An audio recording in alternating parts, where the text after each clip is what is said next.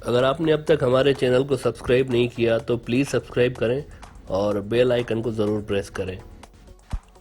France के सदर की जानिब से इस्लाम के आखिरी पैगंबर के गुस्ताखाना खाकों की पब्लिकेशन को जस्टिफाई करने के बाद सूरत हाल उस वक्त मजीद तल्ख हो गई जब इंडिया के वजीर आजम मोदी साहब ने भी फ्रांस के सदर को फ्रीडम ऑफ एक्सप्रेशन के नाम पे सपोर्ट करने का ऐलान किया।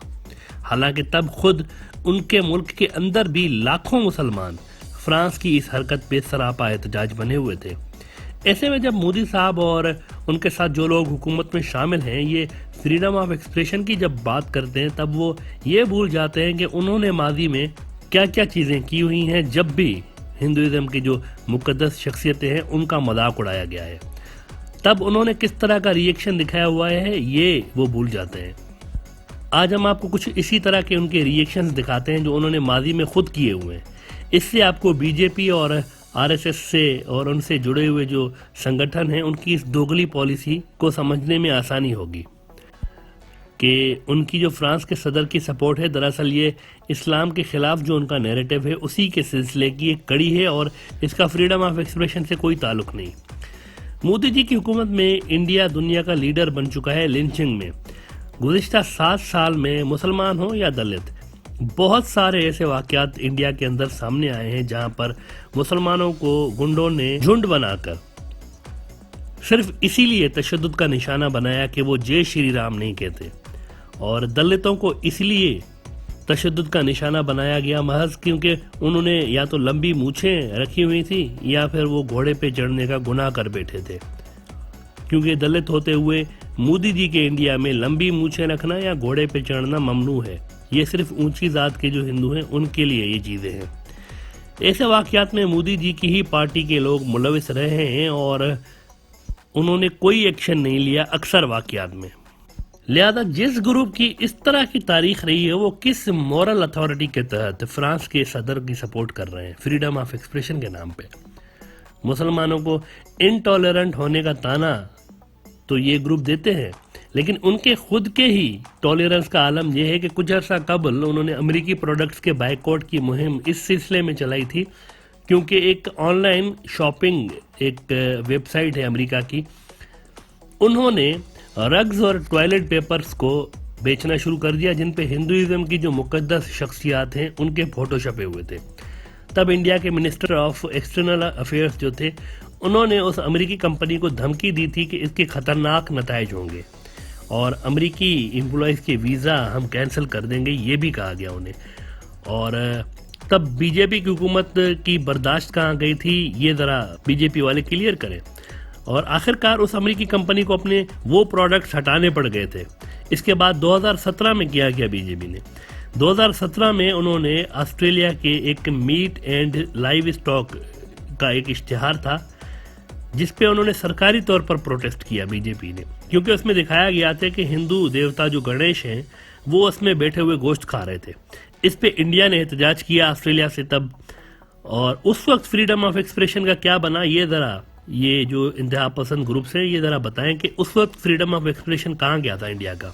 उसके अलावा इन्हीं ग्रुप्स ने एक मशहूर अमेरिकी फूड चेन है उसको भी उन्होंने केस कर दिया था क्योंकि उनके फ्रेंच फ्राइज में एनिमल फैट वो इस्तेमाल कर रहे थे, तो उस पर उन्होंने उसको केस कर दिया कि एनिमल फैट क्यों इस्तेमाल कर रहे हैं, क्योंकि वो शाकाहारी थे तो उन्होंने केस कर दिया इस कंपनी के ऊपर।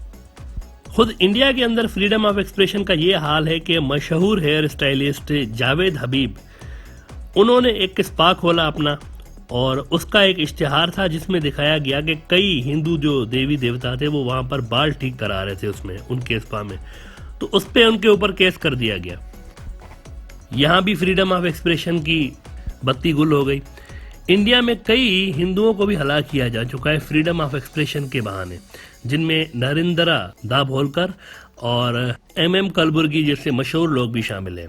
हाल ही का वाकया है कि जब बहुत सारे गुंडों की जानिब से बाबरी मस्जिद को शहीद कर दिया गया और इंडिया की सुप्रीम कोर्ट में जब ये केस गया तो उन्होंने उस शहीद की हुई मस्जिद के ऊपर मंदिर बनाने का ऐलान किया। ये रियासती लेवल पर काम हो रहा है। अदम बर्दाश्त की ये लेवल है कि मस्जिद बर्दाश्त नहीं हो रही और बातें ऐसी हो रही हैं जैसे कि बीजेपी हुकूमत से ज़्यादा फ्रीडम ऑफ एक्सप्रेशन का चैंपियन कोई नहीं है। ऑलमोस्ट सभी मीडिया आउटलेट्स लगे हुए होते हैं शाम होते ही इंडिया में। एक मुसलमान मौलाना को बुलाकर 10-10 इंतहा पसंदों को उसके सामने टीवी डिबेट्स में बिठा देते हैं और एंकर भी उन्हीं इंतहा पसंदों में से एक हो जाता है और ये 11-11 लोग मिलके एक ही मौलाना से सवाल पूछ रहे होते हैं। हालांकि टीवी एंकर का जो काम होता है वो ये होता है कि न्यूट्रल रहे, लेकिन ऐसा नहीं होता। तो बर्दाश्त की लेवल इंडियन सोसाइटी में ये है। हद तो ये हो गई है अब के शादी ब्याह जो कि लोगों का पर्सनल मामला होता है, उसमें भी अब इंडिया की जो यूपी स्टेट है वहाँ के सीएम साहब मुसलमानों को मजीद तंग करने के लिए लव जिहाद के नाम पर एक बिल लाने की कोशिश कर रहे हैं, जिसमें वो हिंदू औरतों को मुसलमान लड़कों के साथ शादी करने से रोकेंगे।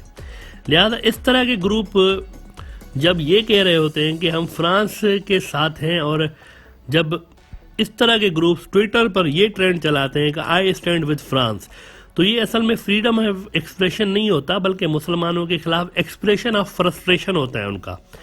इसका अंदाज़ा इस चीज़ से भी लगाया जा सकता है कि जब यूपी के सीएम से यानी योगी आदित्यनाथ से ये पूछा गया कि क्या आप ईद मनाएंगे, तो उनका कहना था कि मुझे गर्व है कि मैं हिंदू हूँ इसलिए ईद नहीं मना सकता।